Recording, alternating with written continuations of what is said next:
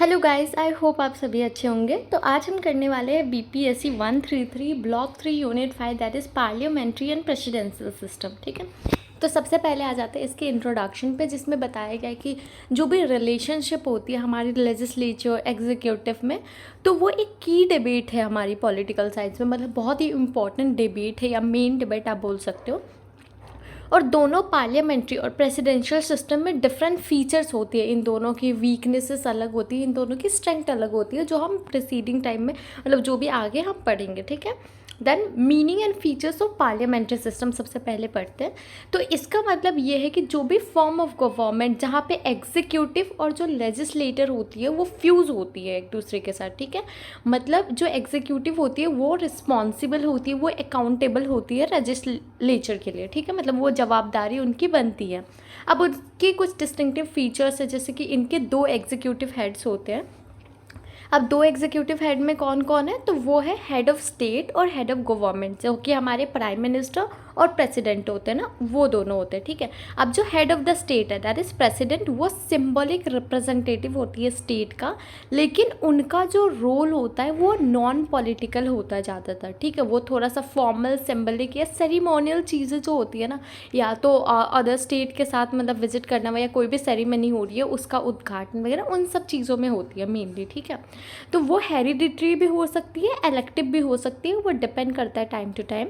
और उसके कुछ मतलब पावर या फिर वो कुछ चीज़ें एंजॉय करता है या परफॉर्म करता है, जैसे कि जो भी सेरिमोनियल पावर होती है, लाइक अगर हेड ऑफ गवर्नमेंट को अपॉइंट करता है तो वो भी वही अपॉइंट करेंगे, अदर मिनिस्टर को भी वही अपॉइंट करते हैं। मतलब वोटिंग मतलब पर्सन करते हैं, जो भी इंडिविजुअल्स होते हैं वो करते हैं, बट जो इलेक्ट होते हैं कि हाँ ये रिप्रेजेंटेटिव है, ये गवर्नमेंट मतलब इस पार्टी को रिप्रेजेंट करेगा, तो उसे प्रेसिडेंट मतलब चूज़ करती है कि ये गवर्नमेंट बनाएगा। ठीक है, देन जो भी ट्रीटीज़ वगैरह अगर साइन करनी होती है दूसरे कंट्रीज़ के साथ, तो वो भी एक्सेंट जो हमें मिलता है, मतलब उसका भी मतलब पावर इनके पास ही है कि यही कर सकती है। अवार्ड वगैरह किसी को ऑनर प्रोवाइड करना है, एम्बेसडर या जो भी हाई कमिश्नर वगैरह को जो भी रिसीव होती है, वो सारी चीज़ें हेड ऑफ़ स्टेट करती है। ठीक है, वही अगर आप हेड ऑफ़ गवर्नमेंट की बात करते हैं, जो कि हमारे प्राइम मिनिस्टर है, तो वो एक पॉलिटिकल लीडर है जो कि एक रियल एग्जीक्यूटिव की तरह काम करता है। अब इनके पास डिसीजन मेकिंग पावर होती है, पॉलिटिकल रिस्पॉन्सिबिलिटीज़ होती है, जो कि उन्हें फुलफ़िल करनी पड़ती है टाइम टू टाइम। ठीक है, टाइम टू टाइम क्या, रेगुलर फुलफ़िल करनी पड़ती है। वही अगर हम दूसरे पॉइंट की बात करते हैं, that is fusion of the executive and legislature, ये है दूसरा इनका मतलब फीचर।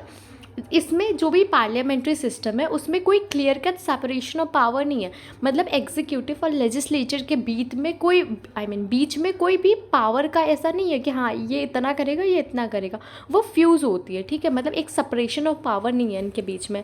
तो इसका 4 फॉर्म होता है। सबसे पहले जो एग्जीक्यूटिव है, मतलब जो भी कैबिनेट या council of minister including the prime minister, उनको लेजिस्लेचर के थ्रू ही ड्रॉन किया जाता है, मतलब वहाँ से ही वो चूज़ होके आते हैं और वो अकाउंटेबल होते हैं उनके लिए, मतलब चूज़ वहाँ से होते हैं, बट फिर भी इनकी जवाबदारी उनसे ही बनती है, मतलब उनको जवाबदारी इन्हें देनी पड़ती है। ठीक है, दूसरी चीज़ है, जो भी एक न्यू गवर्नमेंट जब भी फॉर्म होती है, एक वोट ऑफ कॉन्फिडेंस के साथ फॉर्म होते हैं। मतलब लेजिस्लेचर में एक वोट ऑफ कॉन्फिडेंस होगा, तो 1/3 मेजॉरिटी की वोट जो होगी उसके बाद ही गवर्नमेंट फॉर्म होती है। ठीक है, द थर्ड चीज़ इज जो एग्जीक्यूटिव है वो अकेले मतलब पास नहीं कर सकता लेजिस्लेचर पे प्रपोजल, मतलब विदाउट मेजॉरिटी सपोर्ट के।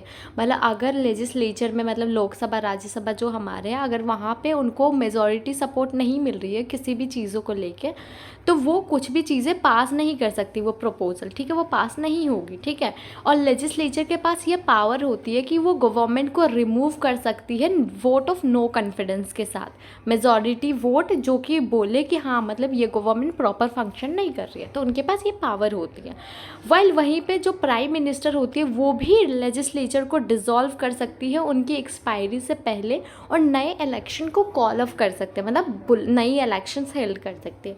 मतलब आप नॉर्मली ये बोल सकते हो कि लेजिस्लेचर के पास पावर है एग्जीक्यूटिव को ख़त्म करने का, और एग्जीक्यूटिव के पास पावर है लेजिस्लेचर को ख़त्म करने का, और दोनों साथ मिलके काम करते हैं, बंधे हुए नहीं है किसी चीज़ से, या ऐसा नहीं है कि तेरा पावर मतलब तुम्हारी पावर इतनी है मेरी पावर इतनी है, वो चीज़ें भी नहीं है। ठीक है, थर्ड पॉइंट जो इनके फीचर्स है वो है कलेक्टिव रिस्पॉन्सिबिलिटी, जो मैं अभी बोल रही थी कि एक साथ काम करते हैं। मतलब इस प्रिंसिपल का मतलब होता है जो भी काउंसिल ऑफ मिनिस्टर है वो सपोर्ट करे सारे गवर्नमेंट डिसीजन मेकिंग को, और इसका मतलब ये है कि दोनों इक्वली रिस्पॉन्सिबल होते हैं किसी भी चीज़ों को लेके, ठीक है। जो कोई भी मेंबर्स हो गवर्नमेंट में, वो एक कलेक्टिव डिसीजन लिया जाता है, और जो डिसीजन होती है ना वो कैबिनेट में लिया जाता है, मतलब उसको कलेक्टिव डिसीजन माना जाता है, जिसमें आप मेजॉरिटी पे फोकस कर रहे हो, सारे लोग बैठे हैं। क्योंकि आप देखो सभा वगैरह में, जो लोकसभा राज्यसभा होती है, उसमें सारे पार्टीज़ के कुछ कुछ कैंडिडेट्स होते हैं। तो जब वहाँ पे होती है लाइक मेजॉरिटी वोट, तो वो चीज़ें उस तरीके से फंक्शन होती है कि इक्वली काम करना। हाँ, मतलब वहाँ पे भी मतभेद होती है, और ये ज़रूर ओब्वियस सी बात है कि लोकसभा में स्पेशली जो भी हमारे रूलिंग पार्टी है उनके ज़्यादा मेंबर्स होते हैं, बट स्टिल ऐसा नहीं होता कि बिल्कुल ही सिर्फ उनके मेंबर है और कोई नहीं है। तो ये चीज़ें थोड़ा सा बेटर बना देती है मतलब डिसीजन मेकिंग को, ठीक है। Fourth is leadership of the head of government. अब हेड ऑफ गवर्नमेंट लीडरशिप की तरह काम करती है, मतलब जो प्राइम मिनिस्टर होती है उनके पास वाइड रेंज ऑफ पावर है, मतलब बहुत ज़्यादा पावर है। अब उनके ही एडवाइस से जो हमारे प्रेसिडेंट है वो मिनिस्टर्स वगैरह को अपॉइंट करते हैं, मतलब अपॉइंट तो प्रेसिडेंट ही करेगा, बट वो एडवाइस लेंगे गवर्नमेंट के साथ, मतलब प्राइम मिनिस्टर के साथ। तभी जो भी पोर्टफोलियोज़ वगैरह मिनिस्टर्स को दिया जाता है, या किसी भी मिनिस्टर को डिसमिस करना है, उनको समन देना है, उनको लेजिस्लेचर को डिसॉल्व करना है, वो सारी चीज़ों का मतलब ये यहाँ पे होती है। पर्टिकुलरली अगर आप बात करो तो लोअर हाउस जो कि हमारा लोकसभा है, ठीक है। हावेवर सारे पीएम ये एंजॉय नहीं करते इक्वल राइट, मतलब प्राइम मिनिस्टर के पास बहुत पावर है, ठीक है, बट आप ये नहीं बोल सकते कि जितने भी प्राइम मिनिस्टर आएंगे सबके पास इतनी पावर होती है।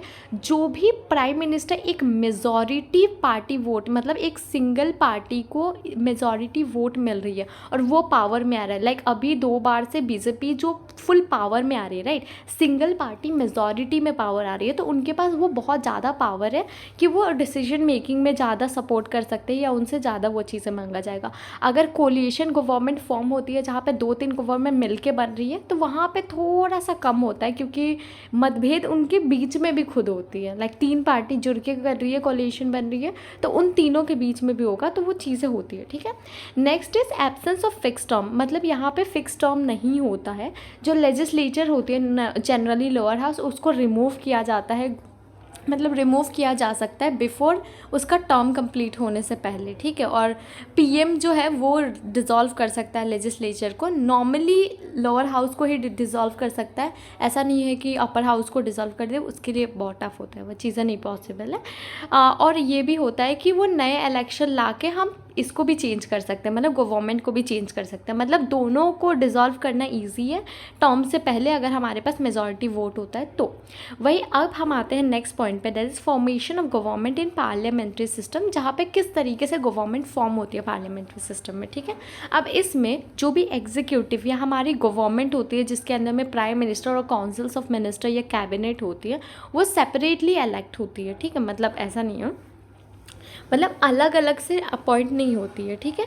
उनको एक लेजिस्लेचर इलेक्शन हेल्ड किया जाता है, फिर वहाँ से जो भी इलेक्शन में जितनी भी वोटिंग पैटर्न है जिस तरीके से भी हो रही है उसके अकॉर्डिंग ही वो चीज़ें फॉर्म होती है, चाहे वो गवर्नमेंट चूज़ हो रही है, आई मीन टू से जो प्राइम मिनिस्टर चूज़ हो रही है, जो काउंसिल ऑफ मिनिस्टर या कैबिनेट चूज़ हो रही है, वो सारी चीज़ें मतलब एक बार में जो एक लेजिस्लेटिव इलेक्शन में ही होंगे, ठीक है।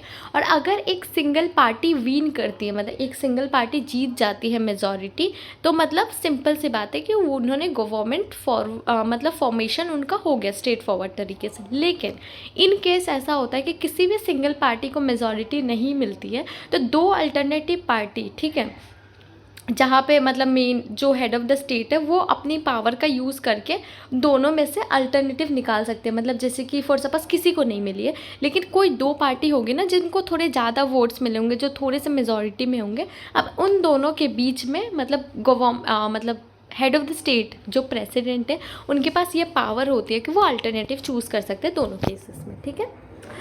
अब इसमें जो हेड ऑफ द स्टेट है वो रिकमेंड करता है लीडर पार्टी को, मतलब किसी भी पार्टी को वो लीडर किसको रखना चाहिए, लाइक बीजेपी पार्टी के अभी लीडर मोदी जी है, कांग्रेस की मतलब क्या बोलते हैं राहुल गांधी है, आम आदमी पार्टी के केजरीवाल है, वैसे टाइप के जो होते हैं ना, तो जो हेड होती है वो, ठीक है, किसी भी पार्टी के जो लीडर होते हैं उनको वो चूज़ करती है, ठीक है, ताकि वो मतलब वो अपॉइंट करेंगे कि वो चूज़ कर लिया और उनको वो बोलेंगे कि आप कोलिशन फॉर्म कर सकते हो, फिर ये सारी चीज़ें, ठीक है।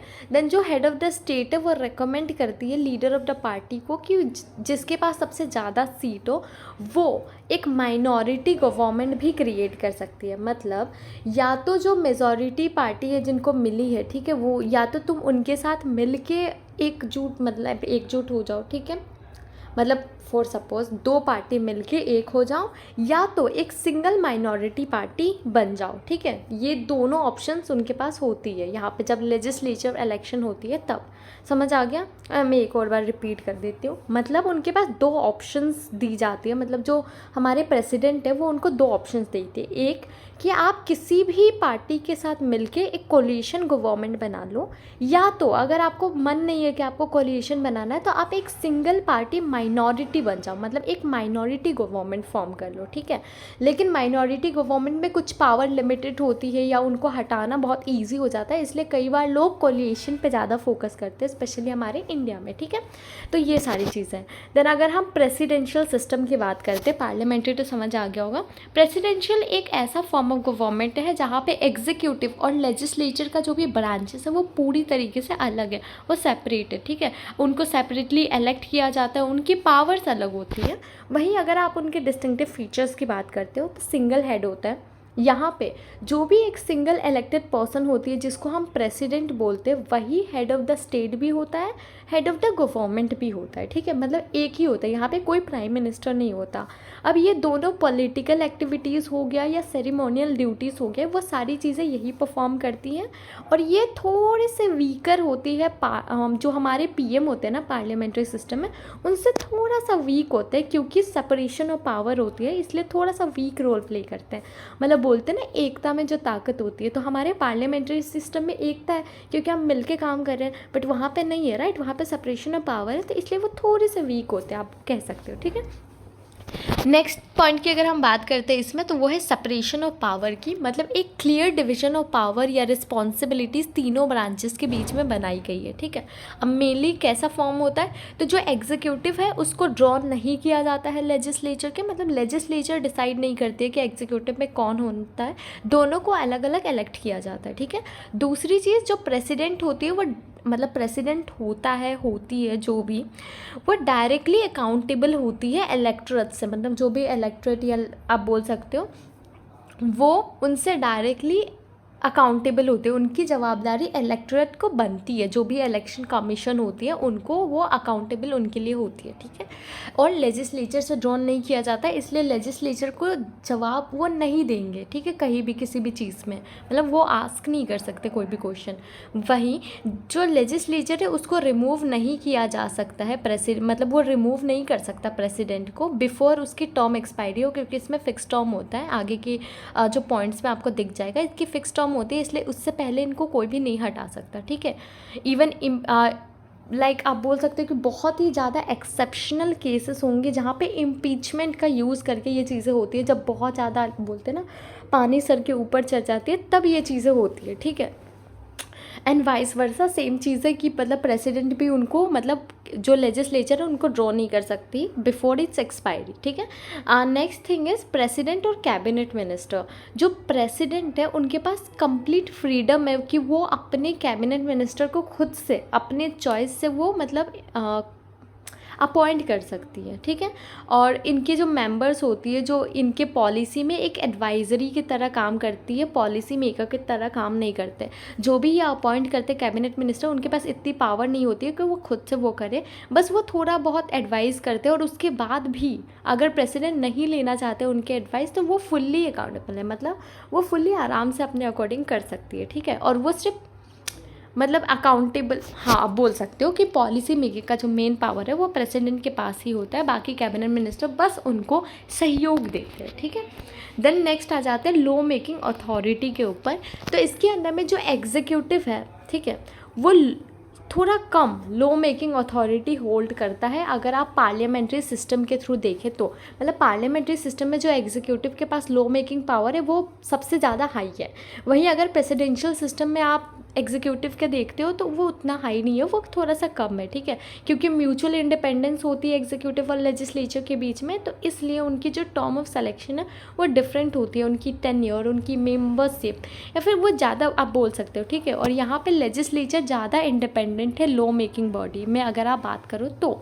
मतलब पार्लियामेंट्री सिस्टम में सबसे ज़्यादा जो डिसीजन या लॉ मेकिंग पावर होती है वो एग्जीक्यूटिव के पास होती है, और प्रेसिडेंशियल सिस्टम में सबसे ज़्यादा लॉ मेकिंग पावर होती है लेजिस्लेचर के पास में। मतलब दोनों ऑपोजिट है बिल्कुल, ठीक है। वही इनकी फिक्स टर्म ऑफ ऑफिस होती है, जैसे मैंने बोला कि कोई एक दूसरे को ड्रॉ नहीं कर सकता, बहुत ही रेयर केसेस में, एक्सेप्शनल केसेस में ही ड्रॉ कर सकती है, वरना इनकी फिक्स टर्म होंगी। अब आ जाते हैं हम advantage and disadvantage of parliamentary system. सबसे पहले हम एडवांटेजेस देख लेते हैं पार्लियामेंट्री सिस्टम के, ठीक है। तो सबसे पहला होता है फ्यूजन ऑफ पावर, क्योंकि हमने सारी चीज़ें पहले पढ़ी हुई है, ठीक है, मैं इनको और एक्सप्लेन नहीं करूँगी, जो हमने इनकी पढ़ी है ना पूरा फीचर्स, उसी में सारी चीज़ें दी हुई है, तो मैं आपको एक एक बार बता देती हूँ। देखो, फ्यूज़न ऑफ पावर, जिसमें दोनों के पावर बटे हुए एक दूसरे से, एकदम क्लियर सेपरेशन ऑफ पावर नहीं है, तो वो एक साथ कोऑपरेट होकर काम करती है।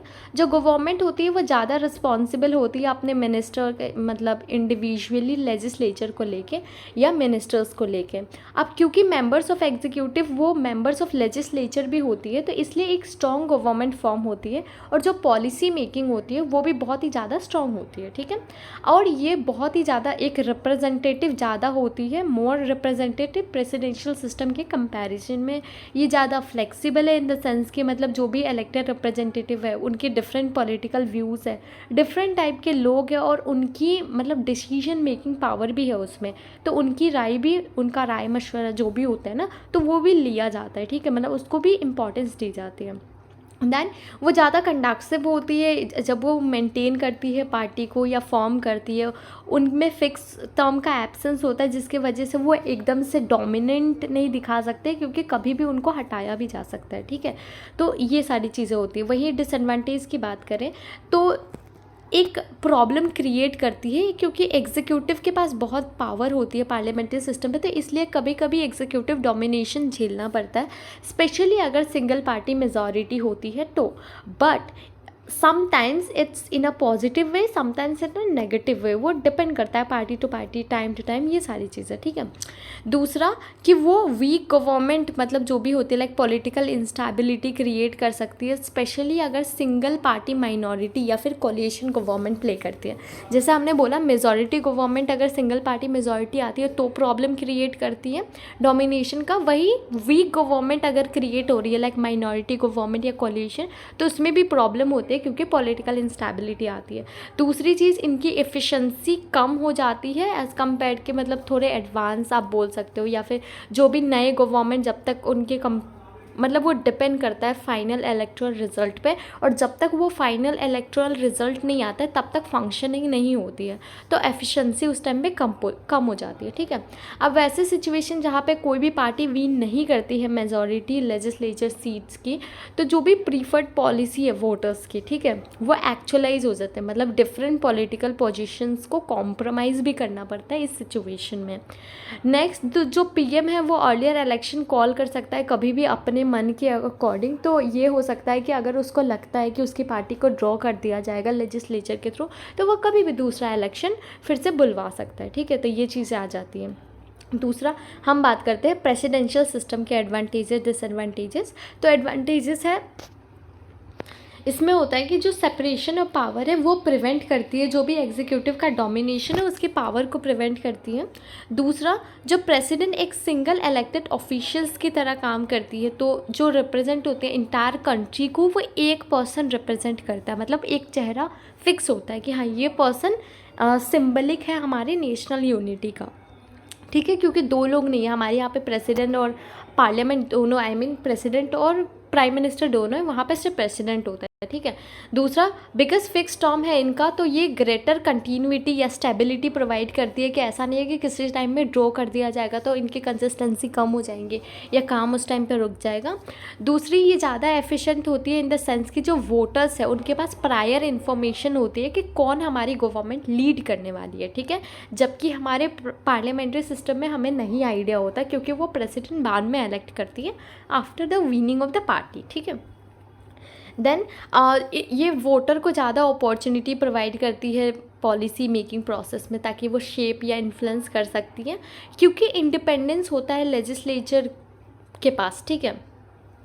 जो इंडिविजुअल इलेक्टेड मेंबर होते हैं वो ज़्यादा इन्फ्लुएंस करती है पॉलिसी मेकिंग में। इसमें वही डिसएडवांटेज की आप बात करते हो तो सेपरेशन ऑफ पावर कभी कभी डेडलॉक्स क्रिएट कर देती है, मतलब प्रॉब्लम क्रिएट कर देती है इक्वल पावर की वजह से। मतलब लेजिस्लेचर और एग्जीक्यूटिव दोनों के पास इक्वल पावर है, सेपरेशन ऑफ पावर है, तो दोनों मतभेद हो सकते हैं ज़्यादा। और लेस डेमोक्रेटिक स्टेबिलिटी यहाँ पे होती है, जो भी पॉलिटिकल क्लीवेजेस होती है वो ज़्यादा होती है। हाईली रिजिड होती है क्योंकि फ्लेक्सिबल नहीं होती है, चेंज जल्दी अडाप्ट नहीं करती है, थोड़ी सी प्रॉब्लमेटिक होती है, स्पेशली अगर आप इंडिया जैसी हाईली डिवाइडेड सोसाइटी की बात करो जहाँ पर डिफरेंट टाइप्स के या डिफरेंट ग्रुप्स या कम्युनिटी के लोग हैं। दोनों एग्जीक्यूटिव और लेजिस्लेचर अपना क्रेडिट, अगर पॉलिसी की सक्सेस हुई है, ठीक है, कोई भी पॉलिसी सक्सेस हुई है तो वो दोनों क्रेडिट लेना चाहते हैं, और अगर फेलियर होता है तो दोनों एक दूसरे को ब्लेम करते हैं इसमें, ठीक है, क्योंकि मिलके तो काम कर नहीं रहे, तो ब्लेम करना ही ईजी है कि तुम्हारे वजह से हुई है, तुम्हारे वजह से हुई, ये सारी चीज़ें, ठीक है। और इसके अंदर में एक वीक कैबिनेट का भी होता है, मतलब सफ़र करती है क्योंकि उनकी कैबिनेट के पास इतनी पावर नहीं होती है, तो इसलिए वीक कैबिनेट माना जाता है, ठीक है। ये सारी चीज़ें थी इस चैप्टर के अंदर में। होप आपको समझ आ गया होगा। आप एक बार नोट्स पढ़ लोगे डेफिनेटली आ जाएगा। कोई कन्फ्यूजन होता है comment section is ready for you, आप कमेंट सेक्शन में पूछ सकते हो। नोट्स आपको हमारे साइट पे मिल जाएगा। एंड तब तक के लिए बाय बाय, टेक केयर।